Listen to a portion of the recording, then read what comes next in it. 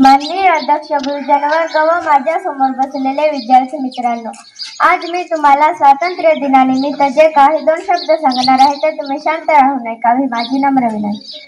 सुभाषचंद्र बोस यांचा जन्म 23 जानेवारी 1897 रोजी कटक या ठिकाणी झाला व त्यांच्या वडिलांचे नाव जानकीदास व त्याच्या आईचे नाव प्रभावती हे होते। सुभाष बाबूच्या शालेय जीवनापासून देशभक्तीकडे ओढ होता। महाविद्यालय हे शिक्षण घेत असल्यापासून इंग्रजी सत्तेच्या विरोधात लढा देण्याचे ते स्वप्न पाहू लागले होते। कलकत्ता विद्यापीठातून पदवी संपादन केल्यानंतर सुभाष बाबूच्या वडिलांच्या इच्छेनुसार ICS होण्याचे ते इंग्लंडला रवाना झाले। त्या ठिकाणी त्यांनी ICSच्या परीक्षा उत्कृष्ट यश मिळवले। या परीक्षेचा अभ्यास केल्यानंतर अवघा 8 महिन्याचा कालावधी मिळाला होता, उत्तीर्ण झाले होते। इंग्लंडहून भारतात परत आल्यावर संधी अधिकारी सुभाष बाबूंनी प्रवेश केला, परंतु थोड्या दिवसात महात्मा गांधींनी इंग्रजी सत्तेच्या विरोधात लढा देण्याचे ते स्वप्न पाहू लागले होते। एवढे बोलून माझे 2 शब्द पूर्ण करते।